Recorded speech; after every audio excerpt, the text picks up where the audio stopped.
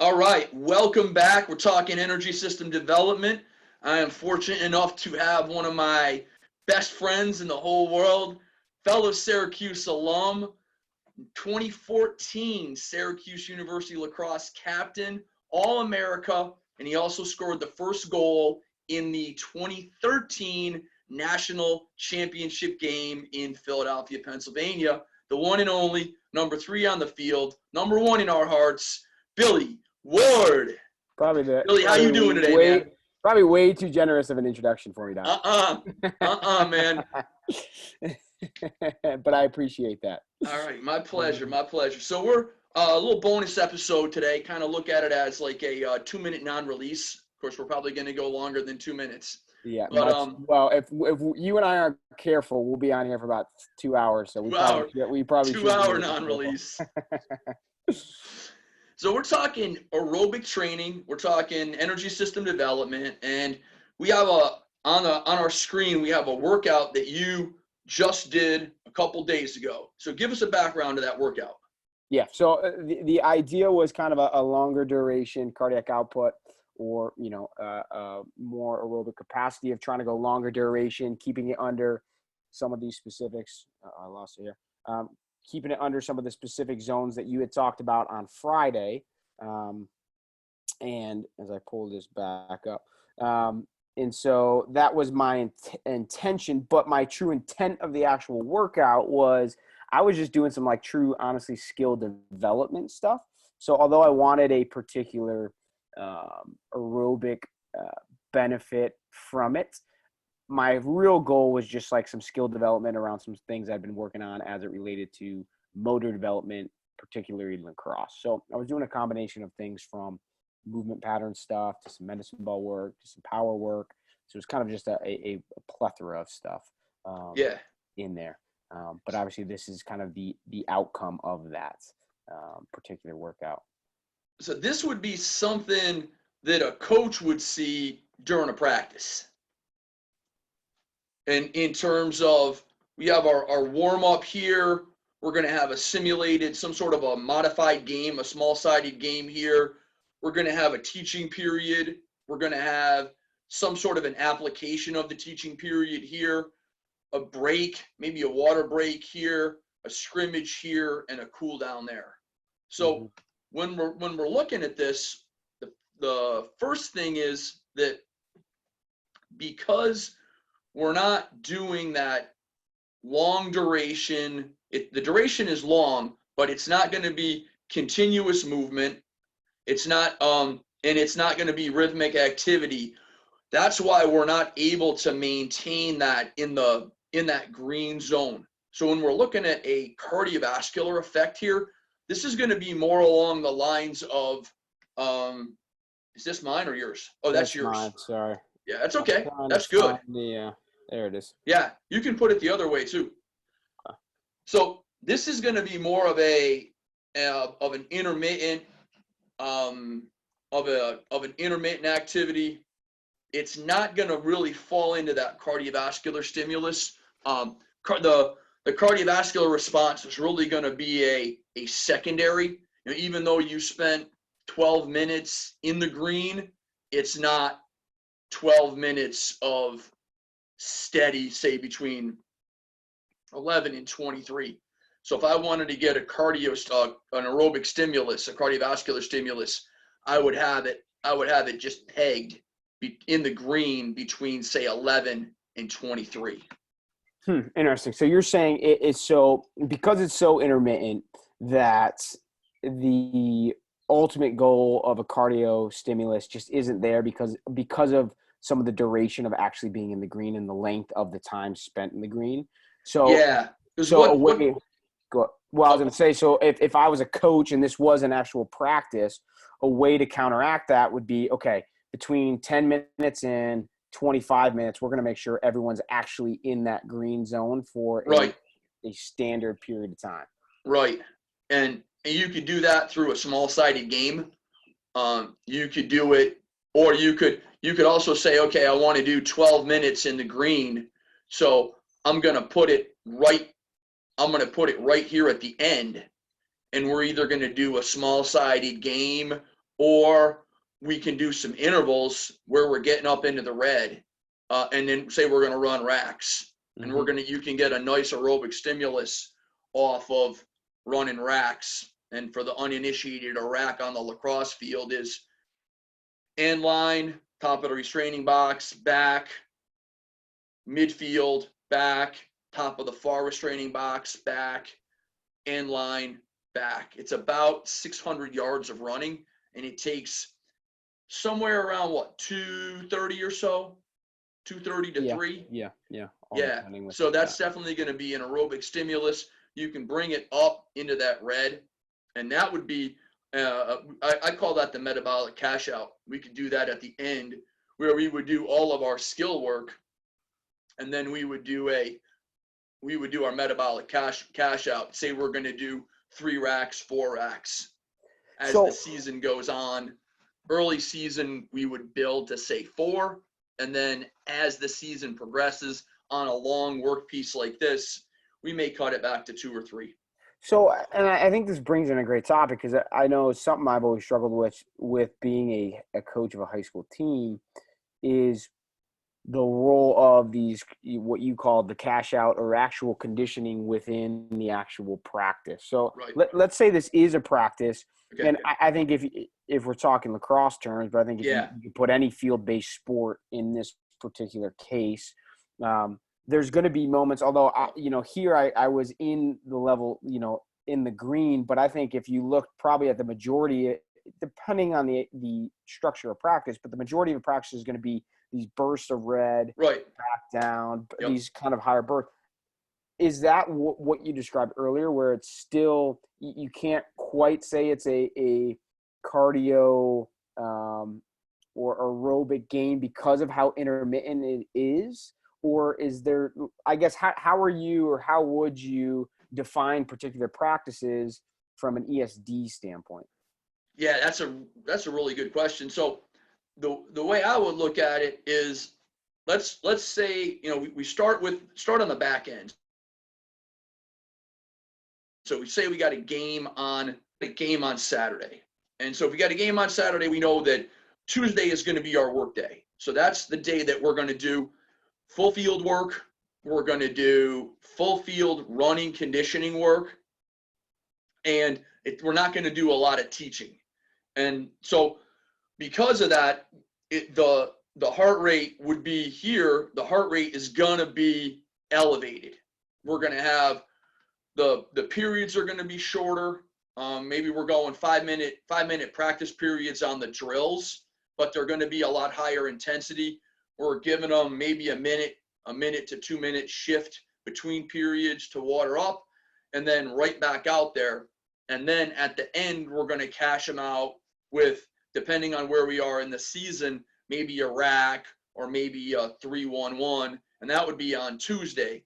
And then Wednesday and Thursday, they would be more teaching days. Mm-hmm. Maybe we're going to teach offense in the half field. We're going to teach defense in the half field, and then end with maybe a 3 to 5 minute period scrimmage where the athletes that were on the offensive side of the field are going to execute what they did in practice, going to apply that in a game situation, and we're going to bring the defenders down, and they're going to do their defensive schemes to give it that final application. We would do that Wednesday.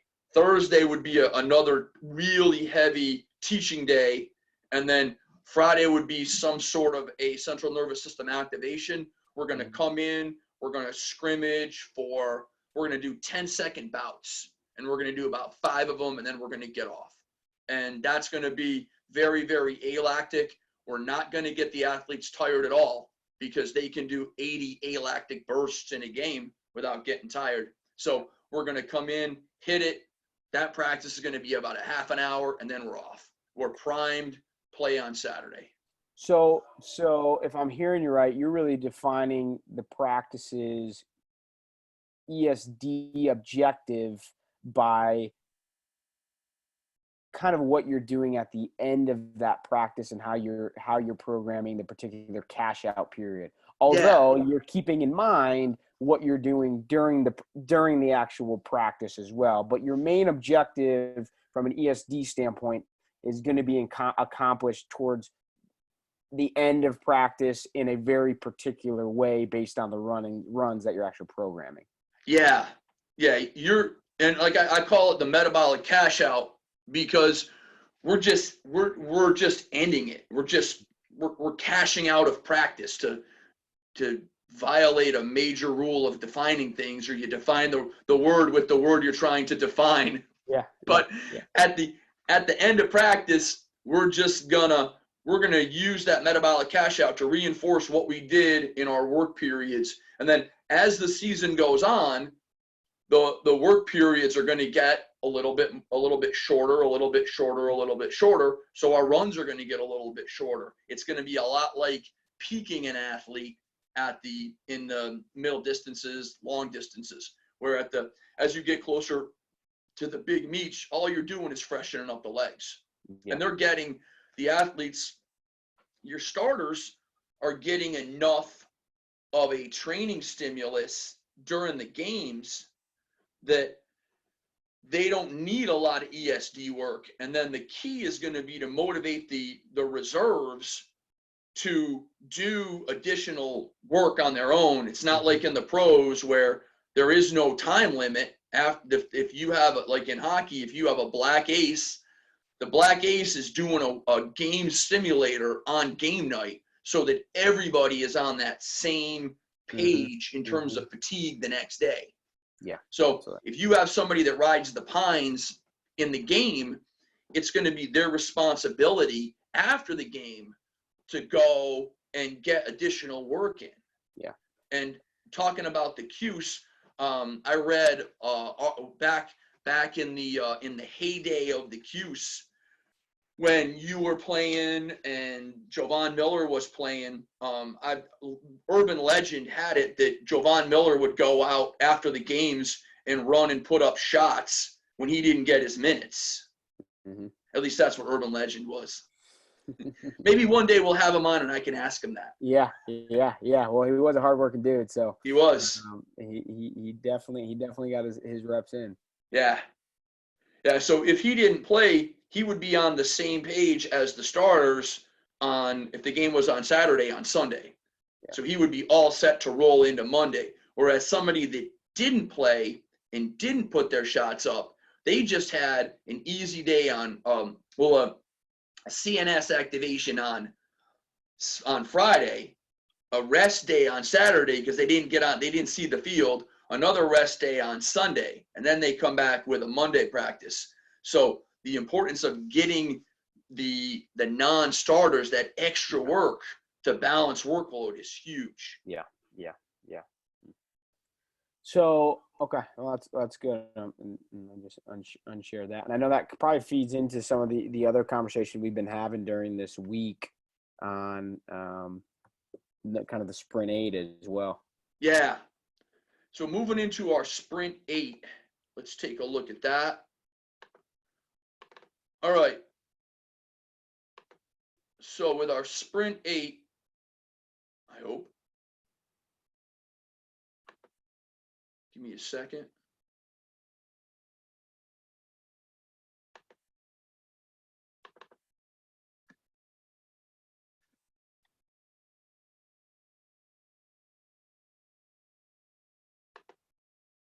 Let's try that again.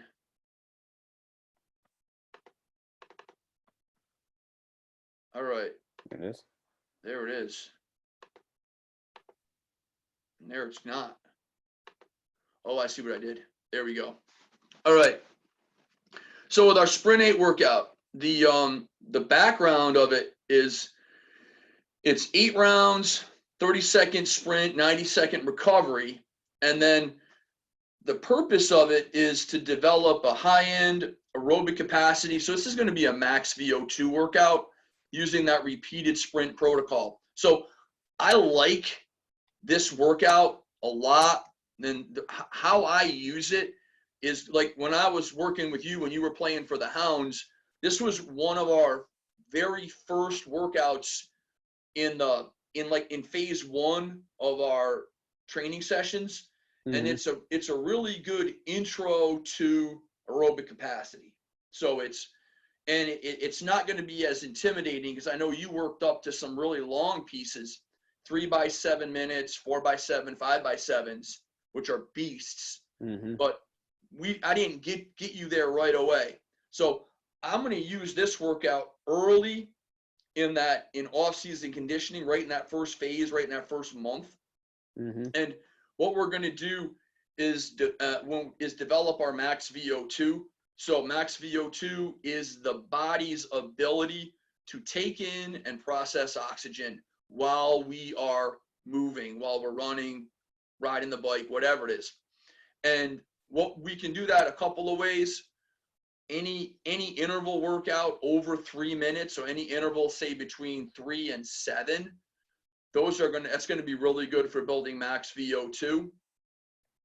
But the problem there is if you're working with an intermittent athlete, so lacrosse, hockey, soccer, is that they're not used to working 3 to 5 to 7 minutes at a clip. So let's modify this and let's do something that they're accustomed to. They're accustomed to 30-second bouts. So let's go 30-second bouts, 90-second recovery. So with this workout here, what I like to do, and I'm going to try to get my pen going here. Yeah. So what I would like to, if I was going to do this workout, what I want to see is our heart rates. So you had 3 of them right here that broke the red. So in the warm up, I use the ramp protocol. So raise, activate, mobilize, potenate. So the first thing we're going to do is raise heart rate. So do enough jogging to get that heart rate up into the green here. And then that's the raise. And then we're going to get into activation and mobilization. So things like T-spine mobility. We're looking at T-spine, bird dogs, where we're integrating planes of the body, glute bridges, anything where we can get the hips moving.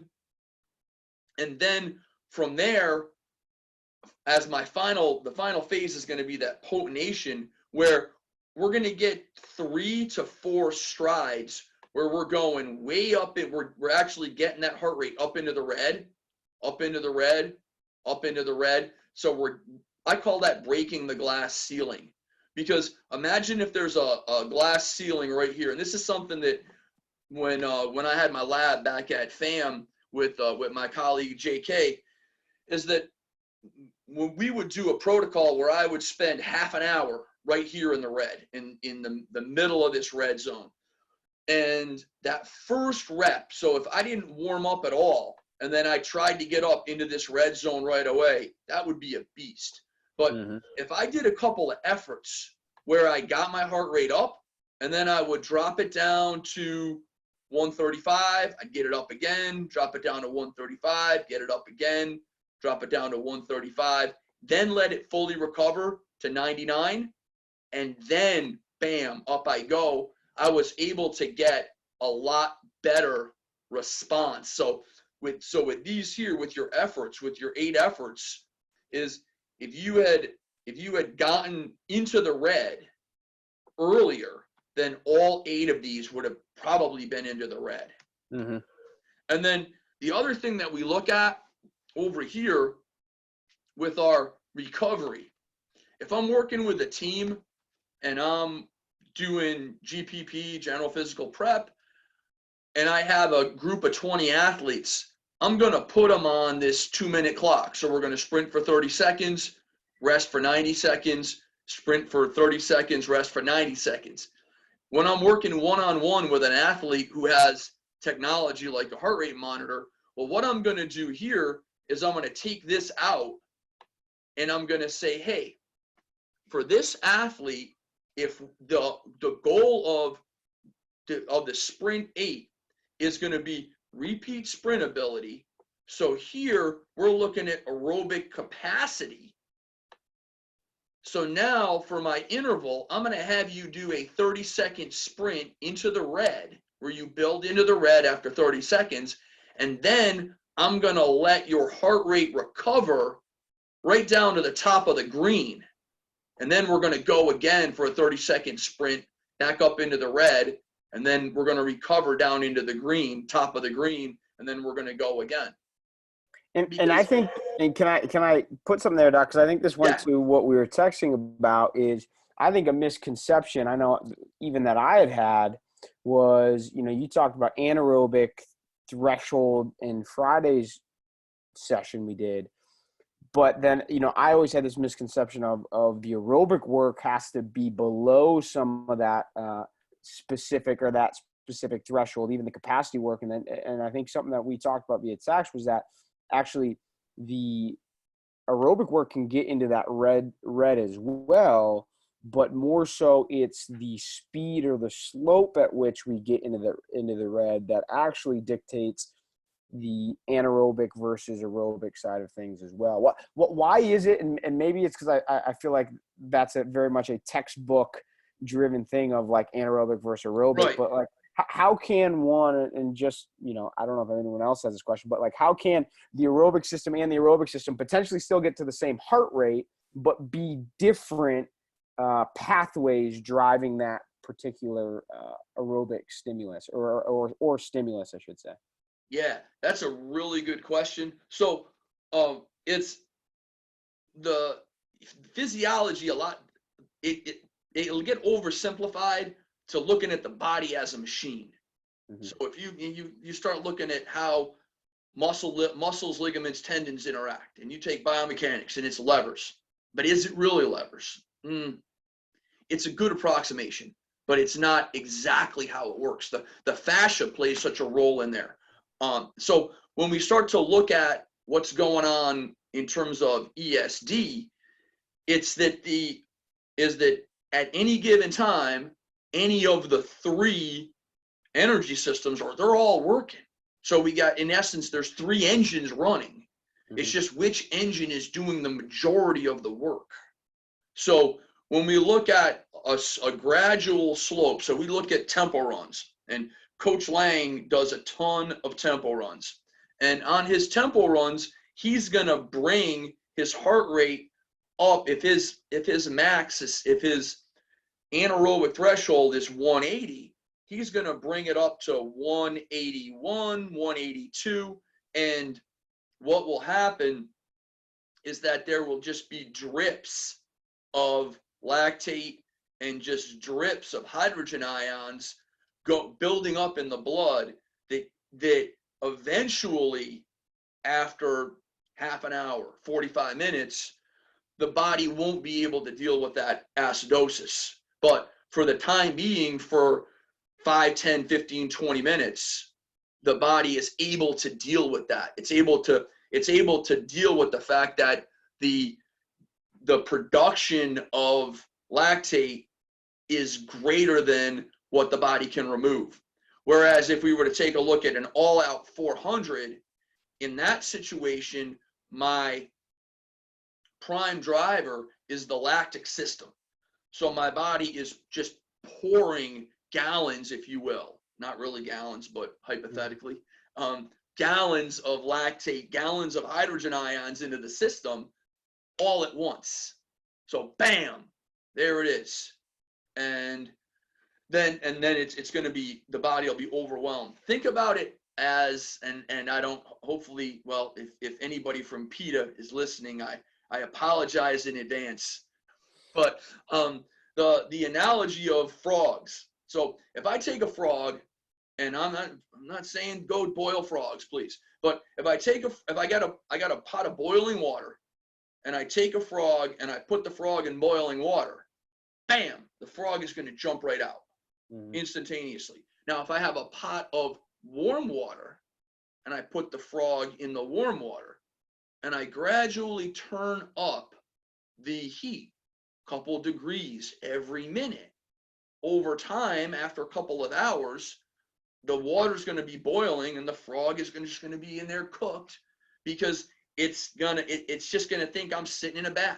and I'm gradually going to get accustomed to sitting in this warm water. So it's a lot when we look at what's going on with our lactic system and what's going on with our aerobic system. When the lactic system drives the equation, when the lactic system is what pushes the heart rate up into that red, the lactate shoots up, the volume of hydrogen ions shoot up, and bam, I can't deal with this for longer than 90 seconds, minute, done. Whereas if I gradually, if I let aerobic metabolism, if I let my aerobic pathway, my fast, like my slow glycolysis, I'm burning carbohydrates as my main fuel. If I let that gradually creep up to the red, now and then I'm over the red a little bit, I'm just going to drip, drip, drip, drip, drip, lactate, drip, drip, drip, drip, drip, hydrogen. And eventually there's going to come a point where my body can't do it anymore and I'm going to come down. But for the most part, I'm able to hold that up there. If I get it up there with the aerobic system and then I pull it off the top, I pull it off the top with the lactate system. Whereas on the flip, and I talked about push and pull, when I do an all-out 400 or an all-out 300, I'm pushing with my lactate system.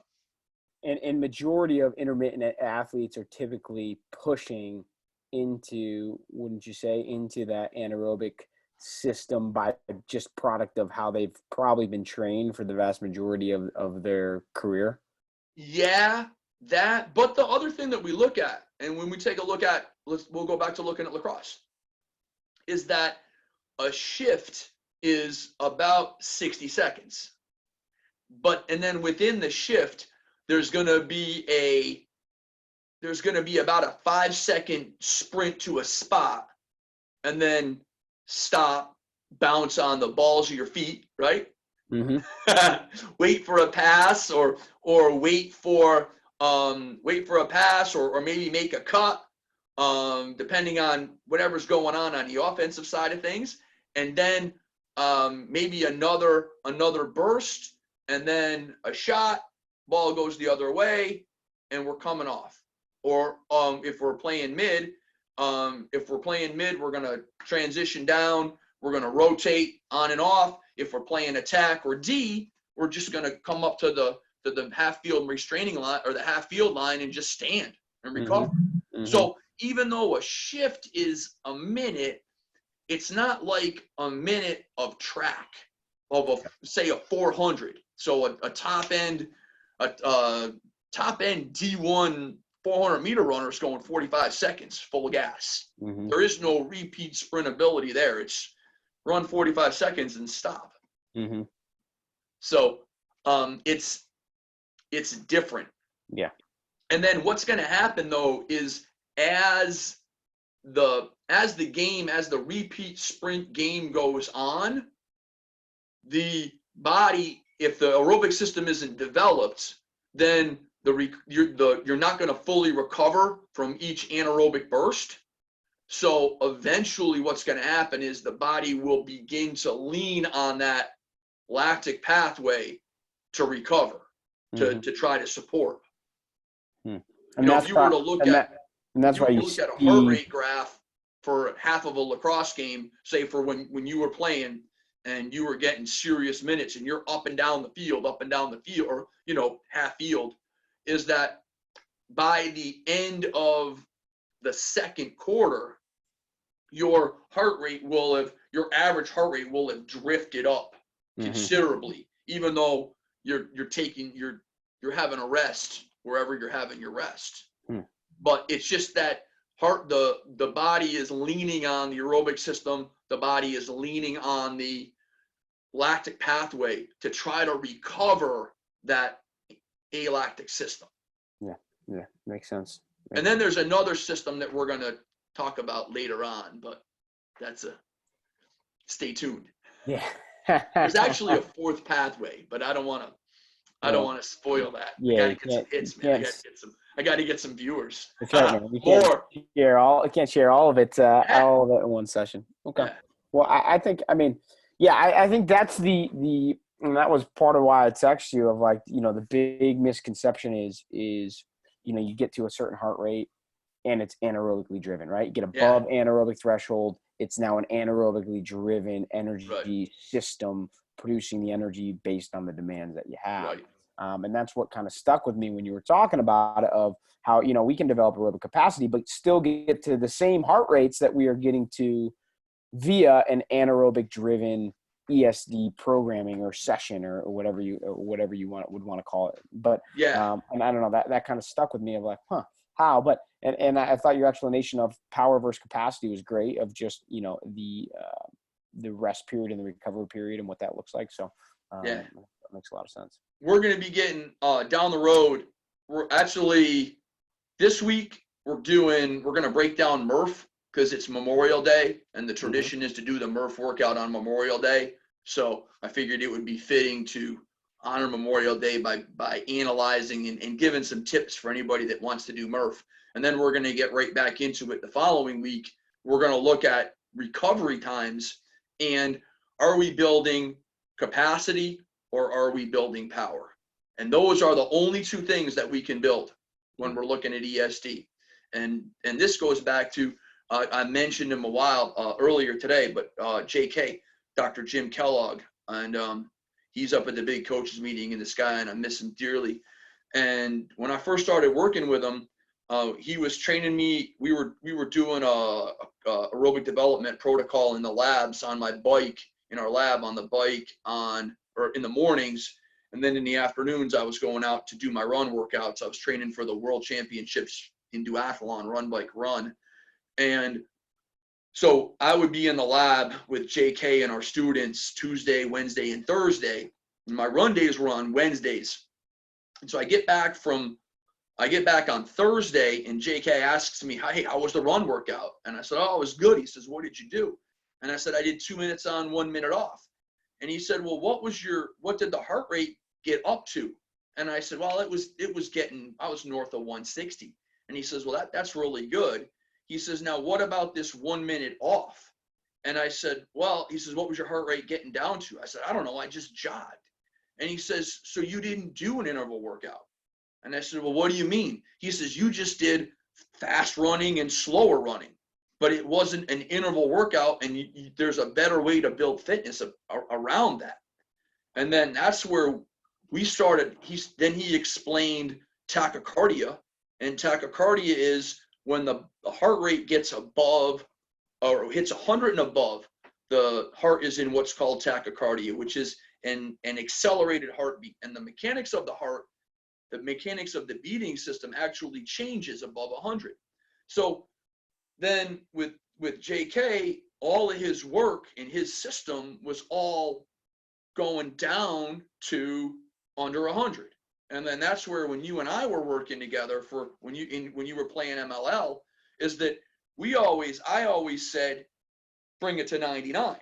Mm-hmm. And the reason why is that the guy you were training to beat wore 99. Mm-hmm. So it was a little bit of sports psych of, hey, there's a reason why I'm out here training. I'm out here, I'm doing these interval workouts. I'm trying to develop power. I got to get my heart rate down below 100. So me as a coach with some psychology background says, hey, I'm not going to put sub 100 on the protocol. I'm going to put 99 so that there's a reason why you are out there. Mm-hmm. And I still use 99 to this day with all my clients. We all go to 99, and that's because of you. Love it. That's awesome.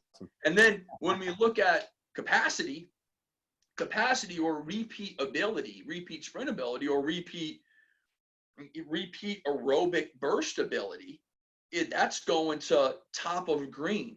So, and then again, when you look at the Maffetone formula, top of green is the point where the body stops burning carbs predominantly in an aerobic pathway. So to go textbook, the body shifts from that slow glycolysis where we're using muscle liver glycogen as fuel to beta oxidation where we're using lipids as a fuel. So when we bring it down to top of green, and top of green 180 minus age and the correction factor we talked about on Friday. Bam, now we're ready to go with another capacity bout.